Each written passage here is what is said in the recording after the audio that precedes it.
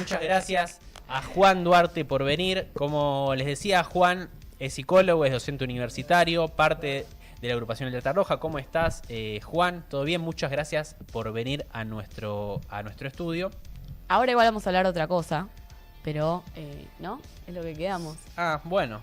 O vamos a arrancar con la entrevista. Vamos y ya está. No entiendo. Ya entró Juan. Al revés. Un saludo a toda la audiencia mientras tanto. Ya está. Hola, Mica. Bien.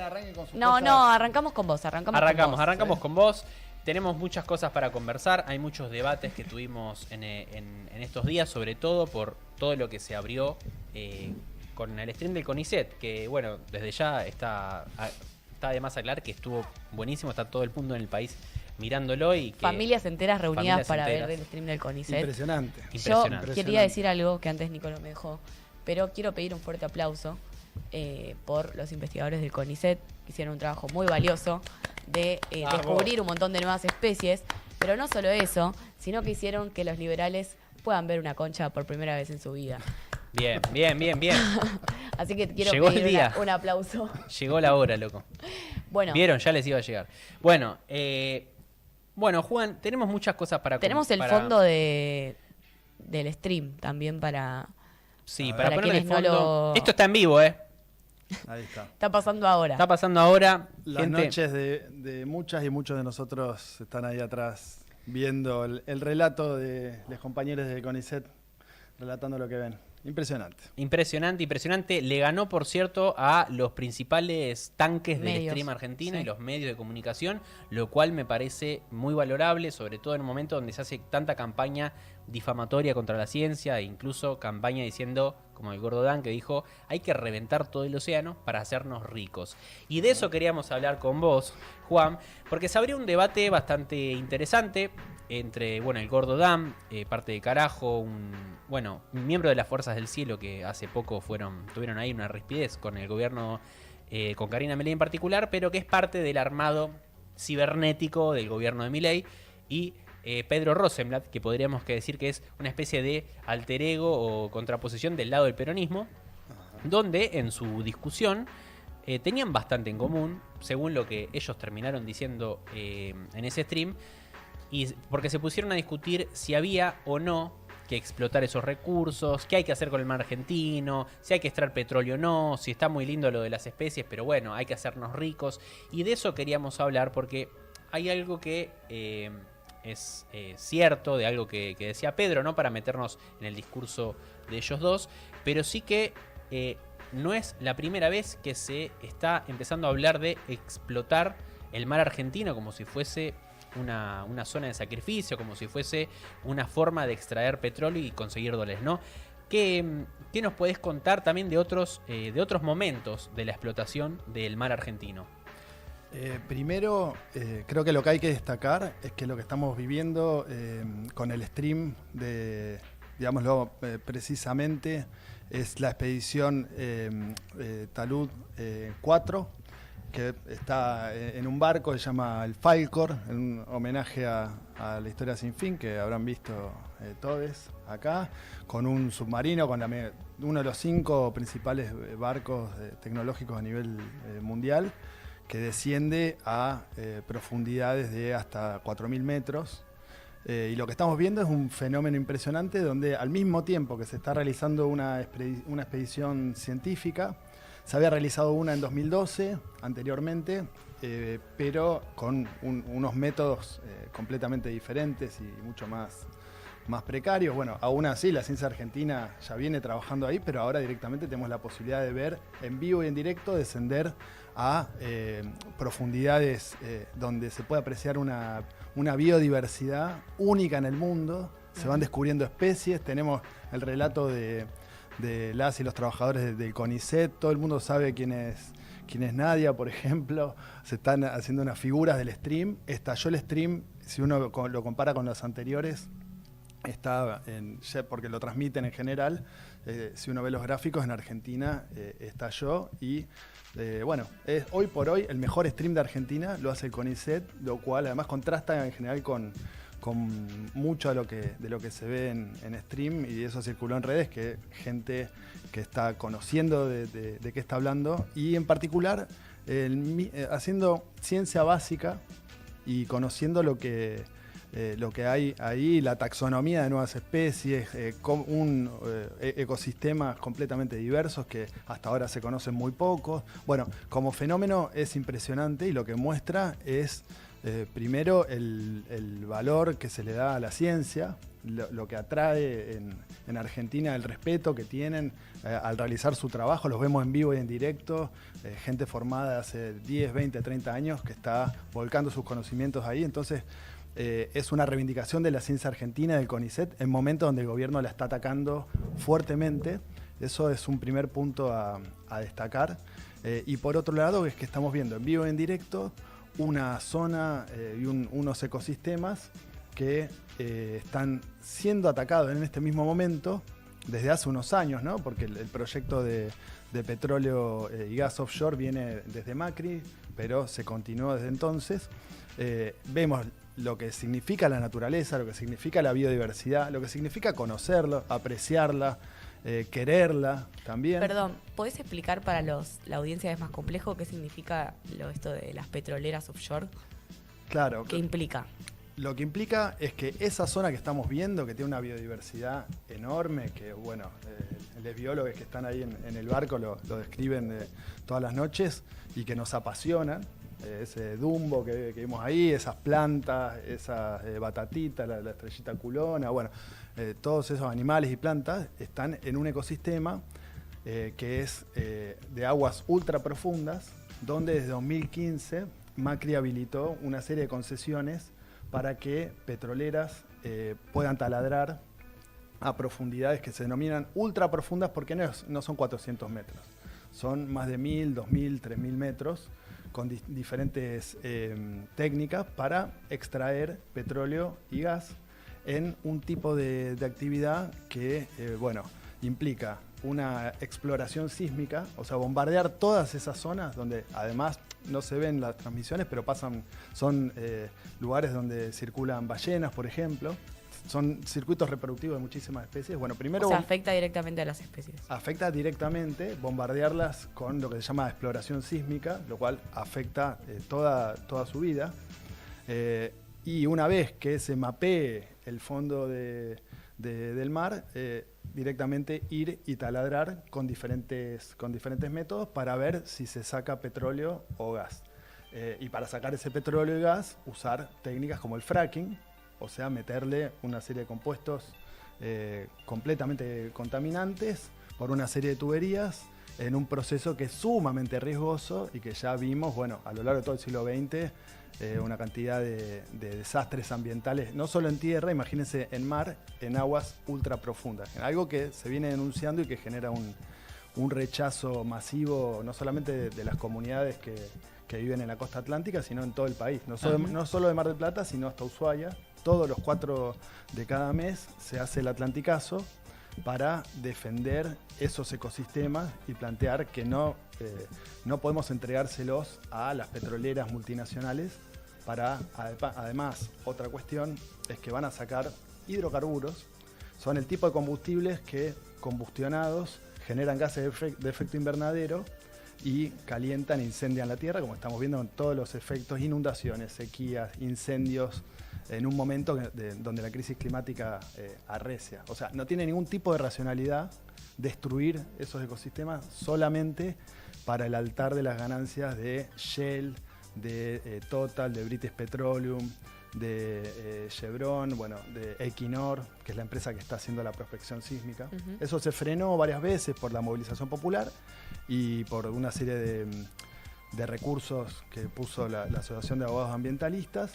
Y bueno, por lo que vos decías, justamente lo que es muy llamativo es que estando todo el mundo apreciando, e incluso, no sé, las niñeces que están viendo de qué se trata hacer ciencia de esa manera, entusiasmados con querer hacer ciencia, la discusión sea, sí, hay que explotarlo más. Eso lo vamos a explotar y lo vamos a reventar para las ganancias de las multinacionales. Eso del lado de el Gordodán, que bueno, está con un gobierno que está destruyendo el CONICET, el INTA, el INTI, las universidades nacionales, ya sabemos lo que es, completamente oscurantista. Pero del otro lado también lo primero que se encarga el amigo Rosenblatt de resaltar es que en eso tenemos acuerdo. O sea, nosotros también estamos por explotar los recursos naturales. Eso te quería preguntar porque más allá de esos dos personajes que son streamers, digamos, que quizás no toman decisiones de política de Estado, ¿cómo fue esto que yo recuerdo en el gobierno de Alberto Fernández, el último intento, ¿no?, de que avancen las petroleras offshore, que si no me equivoco se frenó, ¿no?, con la movilización popular? ¿Ese fue el último de los intentos? Además de, bueno, esto que vos decías desde el gobierno de Macri, pero ese que vimos durante el gobierno de Alberto, ¿fue el último intento de implementarlo? No, en realidad eso viene de Macri, las concesiones, después lo impulsó Kicillof, también lo decía. Eso te va a decir el RIGI provincial. Claro, lo resaltaba el propio Rosenblatt ahí, que Kicillof lo impulsó con todo. En realidad se frenó en un primer momento y después se habilitó. En este momento está técnicamente habilitado. Pero no sucediendo, digamos. Todavía no está sucediendo como un montón de proyectos que los presentan como la salvación nacional, como todos los RIGI. Ahora dicen que van a $15.000 millones en una mina creo que es de Catamarca. Bueno, están anunciando proyectos. Antes era el hidrógeno verde. Serían proyectos extractivistas que supuestamente salvarían todo el país. No se están llevando adelante. En parte porque hay una resistencia enorme. En este caso, una resistencia que se ve los 4 de cada mes, pero en otras actividades extractivistas, como la mega minería, por ejemplo, en Chubut, la votaron y la tuvieron que hacer retroceder en 2 días por la movilización popular, porque lo que hay que decir es que no hay licencia social para hacer esas actividades, porque implican destruir no solamente el mar, otras actividades también, como el turismo. Implican atacar condiciones de vida básicas de la población, como sobre todo el agua a nivel nacional. Entonces, eso, algo básico. Algo básico, pero que por ejemplo para la megaminería es un recurso esencial. El RIGI establece que si hay necesidad de agua para las mineras, que vaya para las mineras, por ejemplo, en provincias como Chubut, donde hay un solo río, por ejemplo. Claro. Y en este caso, bueno, es uno de esos casos. Lo nuevo, novedoso, es que estamos viendo en vivo y en directo en el fondo del mar, algo que hasta ahora era inaccesible. ¿De qué se trata? Los bienes comunes naturales que van a estar amenazados por la extracción offshore, solamente para que se enriquezca Shell, que es todas las empresas que dije antes, y para pagar la deuda con el FMI. Porque ¿en qué coinciden ambos? Bueno, la deuda con el FMI es intocable, hay que juntar dólares. Unos dicen que es para hacer negocios y para el mercado. A costa de lo que sea. Y otros dicen que es para un supuesto desarrollo nacional, que nunca llega, porque ese tipo de actividades más bien lo que hacen es generar dólares que se van por el mecanismo por excelencia de aplicación de los extractivismos, que son las deudas externas. Entonces es un círculo donde el supuesto desarrollo no llega nunca, el empleo no llega nunca. Se supone que este tipo de actividades derraman trabajo y derraman riqueza en todo el país, y lo que estamos viendo es exactamente lo contrario. O sea, puede decir que no vamos a ser ricos, claro, como dice el gordo Dan. No. Dice, explotemos el mar para hacernos ricos. Sí. No, más bien vamos a ser cada vez más pobres y intoxicados. Con lo que se llaman pasivos ambientales en todo el país, con todo el país transformado en zonas de sacrificio, en amputaciones ecológicas, porque lo que está detrás no es simplemente capricho de un gobierno. Digamos, es como el capital ve a la naturaleza como una cosa, no con la biodiversidad que tiene, sino simplemente como una mercancía para generar mayor acumulación de capital. Hay un contraste enorme en el stream del CONICET entre lo que vemos todas las noches de la biodiversidad y la delicadeza, lo hermoso que es conocer ese tipo de vida, y cómo la ve el capital y los capitalistas, que ahí están haciendo un Excel con todas las ganancias que pueden sacar de acá a 5 años, y no les importa absolutamente nada lo que van a provocar y los pasivos ambientales que van a dejar. Eso se repite en cada una de las actividades extractivistas, como el agronegocio, como la megaminería, como otro tipo de extractivismo en el mar, como los pesqueros, ¿sí? Ese mismo fondo le pasan con unas redes de arrastre para sacar langostinos, por ejemplo, destruyendo todo. Y salen en las redes y lo denuncian también el activismo ambiental. Otro tipo de empresas que están dedicadas a la pesca destruyen el fondo, saquean, cortan ciclos reproductivos solamente para llenarse y seguir acumulando. Se podría decir que, perdón, ya te dijo Nico, que para el extractivismo no hay grieta, ¿no? En el extractivismo no hay grieta. Eso es algo que lo repetimos del movimiento ambiental por diferentes motivos.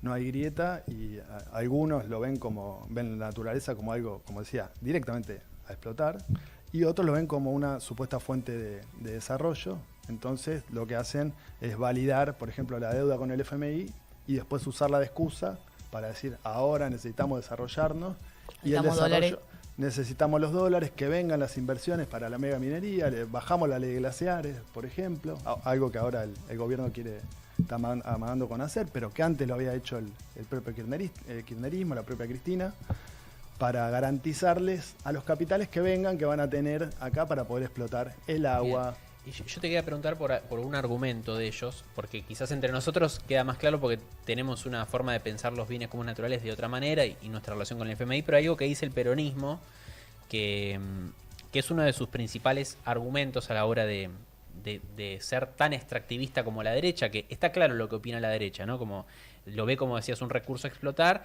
y ya, digamos, hagamos dinero, que las multinacionales hagan plata y eso rebalsa. El argumento clásico liberal. Ahora, el argumento que podríamos llamar neodesarrollista tiene otro rulo antes de llegar al problema, que es, che, no, pará. Otra excusa. Nosotros tenemos un problema de restricción externa, nos faltan dólares, y entonces si vos no explotás, si vos no reventás con la minería, litio, digamos, todo eso, no vamos a poder resolver el problema de la restricción externa. ¿Cuánto de eso hay de cierto y cuánto de eso, al revés, nos termina perjudicando más? Bueno, hay ya muchos trabajos, por ejemplo, de Martín Shore y Francisco Cantamuto, bueno, el propio Esteban Mercatante. Y vos mismo. No, sí, Esteban, yo con Esteban Mercatante publicamos este libro que de paso quería presentárselo, ahí está, se llama Extractivismo en Argentina, pero bueno, ellos son economistas, se dedican a la economía política de los extractivismos y lo que muestran es que ese supuesto desarrollo, cuando lo vemos en el panorama global, en realidad está más bien acentuando una relación de atraso y de dependencia de países como Argentina respecto a países centrales que se benefician con una extracción masiva de lo que denominan recursos naturales, intensiva en grandes extensiones en el tiempo, en el espacio, apenas mínimamente elaboradas y que van a producir para producir mercancías en esos países. En el caso de Argentina, pagando la deuda externa, en un ciclo que más bien va acentuando la primarización de la economía. No queda acá. No queda acá, no, para nada. Más bien, al contrario, lo que vemos es fácil. Se puede ver lo que pasó con el agronegocio. Claro. Tenemos más o menos 30 años de agronegocio. Más bien lo que hizo fue generar las desigualdades que ya existían, las hizo mucho más fuertes. El Estado mismo, hay una idea que es que el Estado supuestamente podría regular los extractivismos, y esa es una idea completamente falsa. Más bien lo que hace el Estado es garantizar que esos grandes capitales que vienen a sacar grandes porciones de naturaleza para llevársela, tengan a su disposición y tengan incluso validado de parte del Estado una actividad que, como les decía antes, no solamente es destructiva, sino que económicamente es una forma de saqueo. ¿Sí? Estos trabajos que les decía antes lo que muestran es que con diferentes tipos de mecanismos lo que hay es un saqueo donde después legalmente tienen exenciones impositivas brutales. A lo sumo en la minería tienen máximo 3% de lo que sacan, es lo que van a tributar y se llevan todo. Lo separan no en Argentina, sino en otros países, por poner un ejemplo nada más. Con el RIGI, todo eso está acentuado al mango, pero Kicillof tiene su propio RIGI también para captar inversiones. Y más bien lo que están diciendo se están proponiéndole a esos mismos capitalistas, miren, nosotros les podemos garantizar que Argentina es un país donde ustedes pueden venir y destruir y transformar esos bienes comunes naturales en zonas de sacrificio, y nosotros vamos a usar las migajas para supuestamente desarrollar el país. Bueno, eso es mentira, digamos, no lo voy a desarrollar acá yo. Es un esquema de dependencia y de atraso económico donde la deuda externa con el FMI es un punto central. Por eso hay una discusión fuerte. Cualquier persona en Argentina que esté contra el extractivismo, una demanda y que levantamos mucho en el movimiento ambiental es el desconocimiento soberano de la deuda con el FMI, porque es el mecanismo por excelencia por el cual se valida ese extractivismo. Sí. Entonces, ahí hay una discusión de fondo. Ahora vi en el stream que invitaron a algunos ambientalistas, pero acuerdan más o menos, los que invitaron son más o menos del mismo espacio. Estaría bueno que inviten desde la izquierda. No, sí, o a muchos otros compañeros. Pepe, si estás viendo esto. Muchos otros compañeras y compañeros que son muchísimos, que tienen... que se dedican a estudiar de diferentes arcos políticos. Bueno, incluso el propio Enrique Viale, que es del mismo espacio. Muy crítico. Que es muy crítico, pues un compañero que lucha contra el extractivismo. Bueno, la respuesta fue brutal. Decía que era un antiperonismo verde, etcétera, etcétera, solamente por denunciar de qué se tratan esas actividades extractivistas. Entonces, sí, sería bueno que sea un verdadero debate donde la izquierda anticapitalista pueda tener un lugar y pueda plantear un programa para discutir efectivamente cómo se debe producir, para beneficio de quién y de qué manera. Bien, ahí vamos a ir a eso. Justo, porque no, igual está bueno lo que decías anteriormente, porque muchas veces se dice este discurso del peronismo que primero tenemos que atraer esas inversiones y después va a venir. Y cuando te querés dar cuenta, tenés un país completamente primarizado, o sea, primarizaste el país para tener los dólares para pagar la deuda y a su vez esa reprimarización hace que te falten más dólares en el futuro. ¿Qué es lo que le pasó, como vos decías, con el agronegocio y con el boom de las commodities en la primera parte del siglo XXI? Que bueno, así como estuvo, después se fue y nos dejó más primarizado. De hecho, mucha de la estructura económica heredada del neoliberalismo de los 90 no se tocó, es decir, nos volvió incluso más dependiente que antes, y eso es bastante notorio. Sí, Shore lo pone como si fuera un balde que está roto, entonces uno va llenando de agua. El agua son las divisas que supuestamente trae el extractivismo. Que no están con nosotros. Nunca se termina de llevar, claro, de llenar, porque siempre están fluyendo y yéndose, justamente al ser un país dependiente, teniendo que volver a comprar productos donde hay que poner dólares de vuelta. La famosa bicicleta. Exacto. Te queríamos preguntar, para ir a la otra parte de... No, aclaro, producción, lo siguiente. Me está censurando. No, porque, atención, hay que ser profesionales en esto, que es... Producción, esta será la pregunta que iremos a hacer el recorte, y por eso volvemos a presentar a nuestro compañero Juan Duarte. Él es psicólogo, es docente universitario, es parte de Alerta Roja, parte del movimiento ambiental y un gran luchador en esas causas, y le vamos a preguntar un poco qué opinamos los zurdos de lo que tenemos que hacer con los bienes comunes naturales. Claro, la pregunta es, ¿los zurdos estamos en contra de explotar los bienes naturales? ¿Cómo haríamos? ¿Qué proponemos? Todo queremos saber. Los zurdos, a diferencia de la caricatura que presentan constantemente desde la derecha y otros más, bueno, en el debate si uno entra ahí a Twitter, se ven todos los argumentos. Planteamos que, al contrario, somos parte de la naturaleza, siempre estamos modificando la naturaleza. Desde Marx. Entonces, es imposible no estar modificando la naturaleza y es imposible no estar produciendo con esa naturaleza. Somos parte de la naturaleza y de lo que se trata es qué se produce, cómo, para qué, con qué finalidad y cómo aprovechamos las posibilidades que tenemos hoy para producir de una manera que sea amigable con el medio ambiente, ¿sí? Sostener las condiciones en las cuales vivimos, preservar la biodiversidad y vivir mejor. O sea, en definitiva, lo que buscamos es que las grandes mayorías vivan mejor en un planeta que se sostenga para las generaciones que vienen.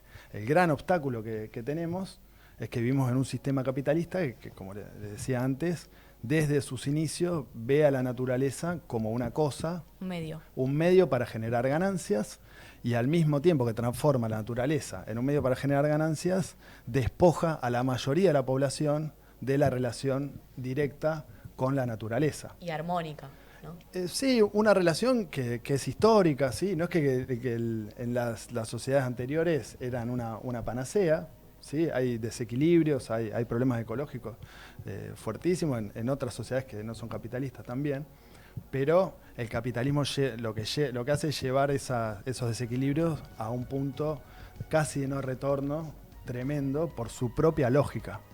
Algo que hay que decir es que no es que sea un problema simplemente de un gobierno, de este gobierno o de tal o cual empresario.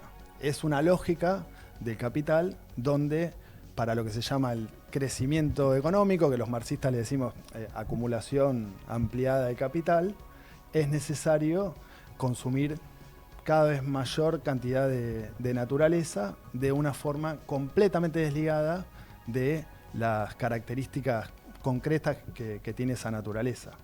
Entonces no importa si yo estoy talando el Amazonas, como un ejemplo que se usa bastante, no importa si estoy metiendo fracking adentro del mar, offshore, para destruir todo eso que estamos viendo en el stream, para sacar energía que tiene una tasa de retorno energético bajísima, casi más o menos que casi tiende a ocupar la misma cantidad de energía y se invierte para sacarla, que es lo que genera, claro. O sea, una locura simplemente para poder seguir acumulando. Y insisto también, hay que tener en cuenta que en este caso particular, no solamente es que puede haber derrames, como los que ya vimos en un montón de países, en Ecuador, en todo el mundo, sino que es para meter hidrocarburos, para seguir quemando petróleo, gas, y tirando gases de efecto invernadero al ambiente cuando estamos en un momento de una crisis climática civilizatoria, donde en este momento, digamos, hay tantas crisis, el capitalismo tiene tantas crisis y guerras, genocidios como en Gaza, que hay otro elemento de crisis enorme, que es que el planeta se está incendiando, que estamos en 430 partes por millón de partículas de gases de efecto invernadero, lo cual es un montón. Muchísimo. Y vamos ya, las metas del Acuerdo de París ya son papel mojado, y si esto sigue así, vamos a un planeta con 3 grados de calentamiento, donde lo principal, la fuente principal es los combustibles fósiles. Y en Argentina están dándole exenciones impositivas para que las petroleras saquen combustible fósil hasta del mar offshore, y están diciendo que el gas de vaca muerta es lo que va a salvar al país. Hay otra cosa que no se está mencionando, que hay un oleoducto que va desde Vaca Muerta hasta el Golfo San Matías. ¿Dónde queda eso? Eso queda en Río Negro. Y el Golfo San Matías, también es un lugar impresionante. Hay 2 golfos más, el Golfo Nuevo y el Golfo San José también, donde no solamente hay ballenas, hay de todo. Hay poblaciones que viven ahí. Bueno, no es solamente la naturaleza, son también las poblaciones que están ahí. Esos proyectos ponen en riesgo, con una probabilidad altísima, que esos barcos que van a venir ahí a cargar el petróleo del fracking por el oleoducto, cualquier derrame que se dé ahí, hay estudios incluso hasta de organismos de Estados Unidos, va a llegar a todos los golfos. O sea, un derrame de petróleo ahí, y que es muy probable que ocurra, va a significar una destrucción enorme en toda esa zona. Entonces, no tiene lógica bajo ningún punto de vista. No hay desarrollo, es mentira que hay desarrollo, hay más dependencia, hay más atraso, hay precarización laboral, lo vemos en Vaca Muerta con los trabajadores y trabajadoras del petróleo también. Los trabajadores de la pesca en este momento están luchando contra las pesqueras en Puerto Madryn, que les quieren bajar el sueldo 30%. Y están haciendo un lockout patronal y no van a salir a pescar en lo que resta del año, solamente para quebrar la lucha de los trabajadores pesqueros, que, dicho sea de paso, en estos días votaron no traicionar a sus compañeros trabajadores y no aceptar algo que les ofrecían para quebrarles la lucha. Típico de la burocracia. Típico, pero bueno, esa lucha de los trabajadores pesqueros está la posibilidad de que sea una lucha ambiental. también. ¿Por qué? Porque tienen la posibilidad de frenar la explotación pesquera. Entonces, los zurdos también lo que queremos es una forma de planificar racionalmente cómo tratamos los bienes comunes naturales. No es no producir nada, no es no usar la tecnología, al contrario, como estamos viendo en el stream de CONICET, es usar la tecnología para conocer la naturaleza, para apreciarla y para ver de qué manera se puede alterar de la forma más amigable con el ambiente un montón de ciclos metabólicos que se dan, que son muy importantes, y realmente cuidar el planeta. Eso está, tenemos la posibilidad, pero implica políticamente que los trabajadores y las trabajadoras de la pesca, del petróleo, de la ciencia, tomen en sus manos la producción de energía, la producción de alimentos, el transporte, y podamos debatir realmente de forma democrática cómo producir, por qué y para qué. Digamos, no hay ningún límite a priori. El tema es que eso se debata desde abajo en base a las necesidades de todo el país y no simplemente un Excel con las ganancias de las empresas. Y que no perjudique más de lo que nos beneficia, ¿no? Y que no perjudique más de lo que nos beneficia, pero la mayoría estamos de acuerdo en que no queremos que destruyan la forma en que vivimos, que queremos vivir mejor, que queremos preservar. Digamos, no es muy difícil eso. Más bien hay un problema con los que dicen que quieren eso y que simplemente regulando a estos capitales vamos a poder tener extractivismo de una forma no destructiva. Bien. Es mentira. Ahora, para hacer un doble clic en cómo pensamos los zurdos nuestra relación con la naturaleza, ya en una sociedad que podríamos decir que puede ser el socialismo, el comunismo, la dictadura del proletariado, como cada uno, depende qué estadio estemos hablando. El movimiento real que ¿no? anula el estado de las cosas. Claro, bueno, cada uno le pone su forma de decirlo, pero entiendo que también hay debates sobre, está bien, la primera parte es democratizarlo, es decir, que sean las necesidades sociales y no la ganancia individual, que para producir no de forma enajenada al servicio de eso, sino al servicio de nuestras propias necesidades. Ahora bien, entiendo que hay debates, incluso desde en la trinchera de los que nos consideramos anticapitalistas y que apostamos a ese tipo de sociedad, ¿no? Por ejemplo, hay algunos debates que tienen que ver, entiendo yo, con quienes quieren producir menos. Por ejemplo, que dicen, che, miren, hay que producir muchísimo menos o consumir mucho menos, toda esta rama más decrecionista, y otros que dicen todo lo contrario, ¿no? Que hay que desarrollar la tecnología a todo lo que da para poder superar el estado actual de las cosas y superar el capitalismo sin Estamos ver muy quizás marcianos hoy. sin quizás ver ninguna contradicción en ese proceso, ¿no? Entonces, ¿cómo es el debate bueno, a vuelo de pájaro, como se dice, ¿no? Porque es lo que nos impone el formato, y también cómo es que nos imaginamos? Cada día estoy diciendo un dicho nuevo. No, ese no es nuevo. ¿Cómo nos imaginamos nosotros los marxistas esta sociedad en la cual los bienes comunes naturales estarán puestos al servicio de las mayorías de la sociedad? Bueno, primero, rápidamente hay que decir que toda la tradición marxista, desde Marx en adelante, la reflexión de la naturaleza es una parte muy importante, y hay experiencias de cuidado de la naturaleza y de otras formas de producción, de planificación, durante más de 150 años, ¿sí? Empezando por Marx y Engels y siguiendo por diferentes socialistas, la propia Revolución Rusa, las medidas que tomó, qué sé yo, en defensa de los humedales, por ejemplo, en defensa de los parques nacionales, etc.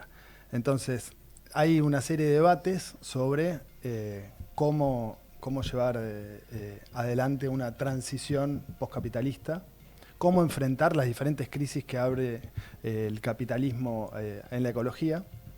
Y ahí hay diferentes posiciones.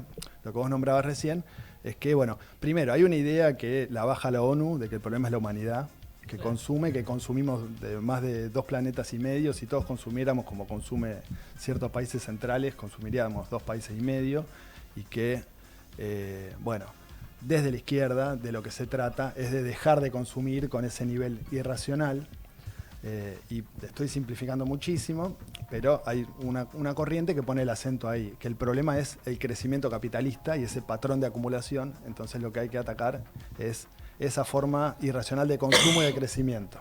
Por eso hay una corriente que se denomina decrecionista, ¿sí? Que pone el acento ahí.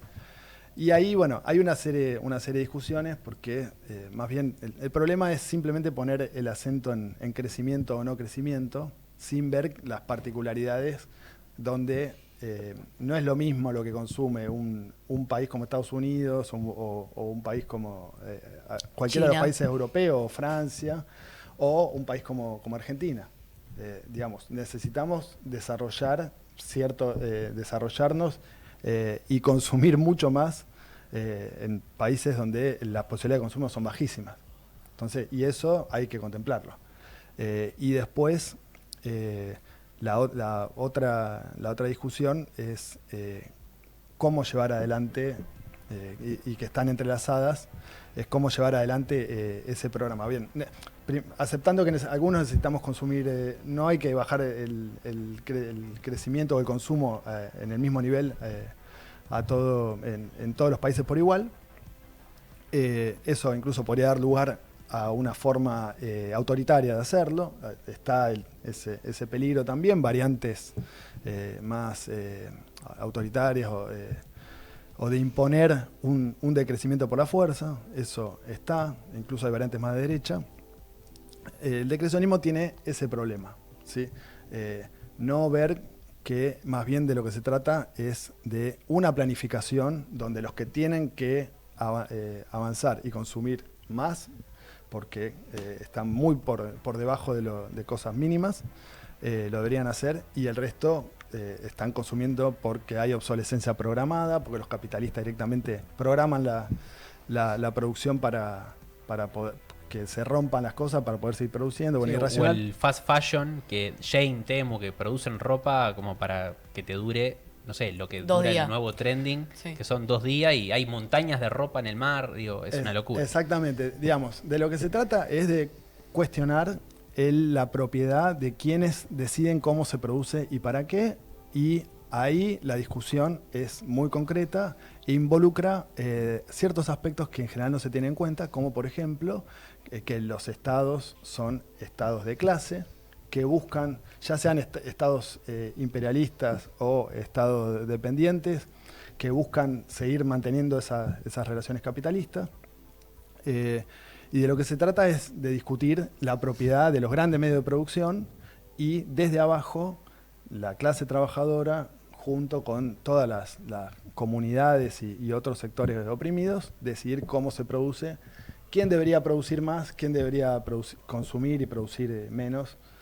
Y eso implica una discusión política antiimperialista, anticapitalista, y un programa donde el sujeto es la clase trabajadora. Digamos, el decrecionismo tiene un punto, es irracional cómo se produce y se consume. Bien, hasta ahí estamos bien. Pero no es la culpa de... No es ni de la humanidad, ni da todo lo mismo. Hay clases sociales, en los países imperialistas hay clases sociales, hay imperialismo, y tiene que ser un programa concreto para planificar la producción y el consumo. Y después la otra vertiente que vos decías es suponer que desarrollando la tecnología podemos solucionar los problemas que crea el capitalismo.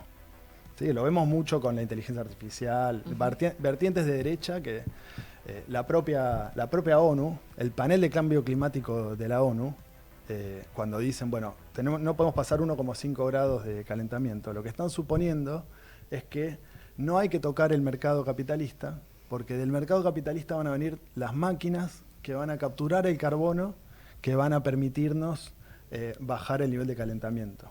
Es esa misma lógica, ¿sí? Lo que algunos llaman una lógica prometeica, ¿sí? Como si las máquinas pudieran solucionar los problemas que son de relaciones sociales. Del lado de la izquierda también existe una posición donde, bueno, desarrollemos, y el socialismo sería desarrollar, como dicen algunos, un comunismo de lujo completamente automatizado. Desarrollemos las máquinas y de esa manera solucionamos todos los problemas. No, y la verdad que no. Ahí lo que hay que decir es que necesitamos aprovechar la tecnología, la inteligencia artificial, las máquinas, pero la discusión sigue siendo quién tiene la propiedad de esas tecnologías ¿Cuál es la lógica que tienen esas tecnologías que no son inocuas ni son neutras tampoco? ¿Y para qué se usan? ¿Y para qué se usan? Implican una discusión política sobre la propiedad de esas tecnologías y una planificación racional de su relación con la naturaleza. Se podría usar lo que hoy se usa para, por ejemplo, en Argentina, el trigo HB4, la edición génica, con que te hacen un trigo que es resistente al glufosinato de amonio, por ejemplo, para llenarnos de agrotóxicos.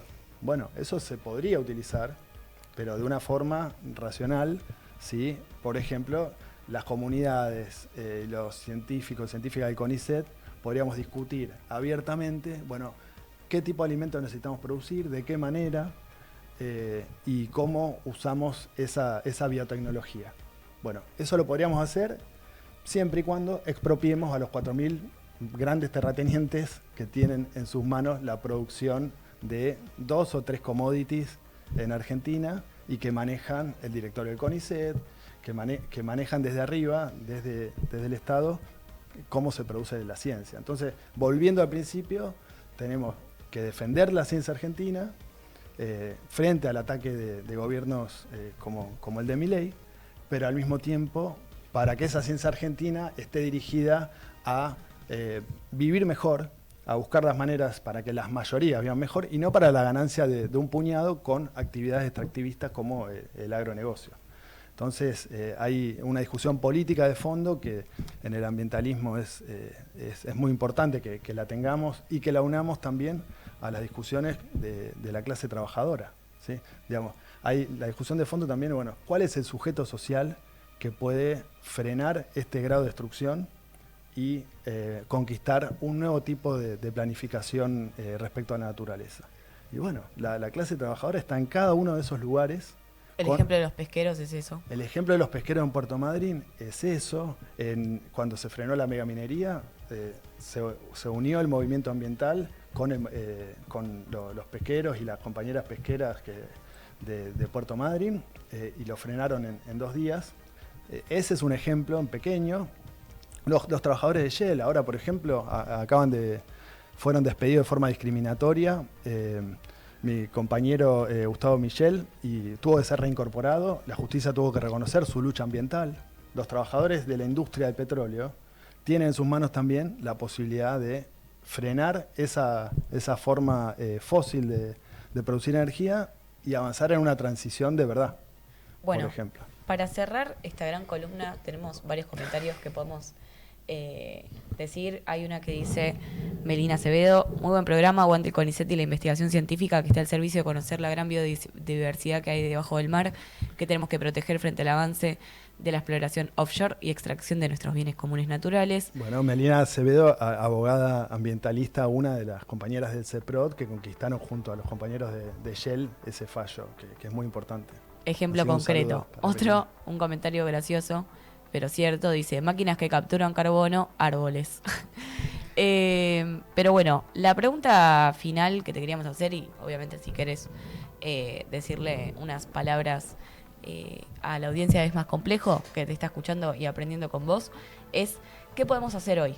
¿Cuáles son las peleas mientras miramos y peleamos, digamos, en esa perspectiva que vos decías? ¿Cuáles son las peleas que tiene hoy el movimiento ambiental? Y no solo el movimiento ambiental, sino todos los sectores que nos preocupa, digamos, lo que están haciendo con nuestros bienes naturales y que queremos de algún tipo de forma frenar todo eso. Bueno, hoy lo que tenemos planteado es, junto a el resto a toda la clase trabajadora que está peleando por sus condiciones de trabajo, por el salario, por condiciones de vida, no solamente defender nuestros bienes comunes naturales del ataque extractivista de este gobierno, de los gobiernos provinciales, que la mayoría son peronistas, que están llevando adelante el RI también, no solamente defenderlos, sino también plantear un programa político para, por ejemplo, poner en el centro el no pago de la deuda al FMI y al mismo tiempo movilizarnos tomando la lucha ambiental y ligándola a la lucha de la clase trabajadora. Como les decía antes, los trabajadores de SECO, por ejemplo, también están luchando por sus condiciones de trabajo, los están despidiendo de forma discriminatoria porque son parte de la clase obrera que, por ejemplo, transforma los gases de efecto invernadero en electricidad y está trabajando en lugares como el SEAMSE, que son una bomba de metano, una bomba de enfermedades de la basura. Tienen en sus manos también unirse al resto de los trabajadores de la basura y de la energía para producir y para darle otro lugar a la basura. El movimiento ambiental tiene en sus manos, en esa unidad, frenarle la mano al gobierno y plantear a toda la sociedad otra forma de producir, siempre y cuando pongamos en discusión la propiedad de los grandes medios de producción. En este momento tenemos atrás a toda la burguesía, atrás de Milei, que está impulsando que destruyan nuestras condiciones de trabajo, nuestras condiciones de vida en favor de la ganancia empresaria. Bueno, tenemos que construir una fuerza desde abajo para frenarle la mano y plantear un programa que realmente tenga en cuenta las condiciones de vida, la salud, la educación, la ciencia, el transporte, la energía, la producción de alimentos para las grandes mayorías. Y eso también es internacionalista y es antiimperialista. Y pasa también, como vamos a ver este sábado, por levantar las banderas de Palestina, por enfrentar un genocidio, porque el mismo imperialismo está haciendo el genocidio en Gaza. Son los mismos intereses imperialistas de todas las multinacionales que operan en Argentina, e incluso el mismo Estado de Israel. También la propia Mekorot, la empresa estatal de agua de Israel, está en 10 provincias en Argentina, a partir de un convenio de Guado de Pedro, de peronismo, e incluso la propia provincia de Buenos Aires con Kicillof. Bueno, unir esas luchas y dar una pelea política anticapitalista, antiimperialista, realmente internacionalista, y plantear fuertemente otra forma de vida no capitalista, comunista, y tenemos que pelear, esto es lo que levantamos desde Alerta Roja también, tiene que ser un programa anticapitalista y una transición hacia una forma de producir donde la clase obrera tenga en sus manos cómo y por qué se produce. Digamos, estamos en un nivel de crisis donde si no ponemos, como decía Marx, el freno, como decía Benjamin, el freno de emergencia, nos están llevando a un abismo. Bueno, de la misma manera tenemos planteada la posibilidad, al ser tan grande la crisis, de mostrar cómo podríamos vivir con ese fantasma que tanto levanta Milei del comunismo. Bueno, sí, somos comunistas, somos zurdos, porque queremos vivir de una manera donde no esté todo regido por la ganancia empresaria, y no solamente en la ecología, sino en todo. En todo. Así que bueno, tenemos planteado ese desafío y esa posibilidad enorme. Y una sola cosa más, hay una figura del ambientalismo que es Greta Thunberg, que está mostrando Qué grande, Greta. Cómo se van sacando conclusiones y se va uniendo la lucha ambiental a la lucha de la clase trabajadora, a la lucha antiimperialista, lo vimos ahora en Gaza. Bueno, eso puede estar mostrando para mí también que dentro de la juventud, miles de millones de personas en todo el mundo están empezando a ver que la única perspectiva es realmente con una lucha anticapitalista. Así que bueno, creo que eso lo tenemos planteado. Muchas gracias, Juan. Hemos Excelente. aprendido mucho y espero que toda nuestra audiencia de Acomplejados tengan muchos argumentos para ir a atender libertarios en Twitter y decirles, ustedes quieren destruir lo que no conocen. Me anoto para expropiar a las 4.000 familias de terratenientes. Total, boludo. Yo estoy. Vamos ahora. Bueno, vamos a un corte y después volvemos. Justo vamos a estar hablando de lo que vos decías, de empresas como Mekorot y un montón de empresas multinacionales e internacionales que se benefician de alguna que otra forma y llevan plata, si ya te dejo, directamente al ejército de Israel, que está perpetuando y exterminando al pueblo palestino. No, una cosita más, soy docente universitario, también estamos en lucha, bueno, junto a ustedes, que son estudiantes universitarios. En Puan. En Puan y en todas las Otro universidades. Puaner, Nico, no hablamos de esto, me olvidé, Madre, hoy pero estoy él dormida. es psicólogo, no Pero, vale. bueno, pero donde da clases, en Puan, Doy papá. clases en Puan también, así que estamos en lucha esta semana que viene con paro a nivel nacional y estamos planteando hacer asambleas interclaustros en todas las facultades para discutir estudiantes, docentes y no docentes, cómo cómo pelear por la universidad pública, como parte de todas las luchas que nombramos recién. Así que bueno. Allí estaremos. Eso.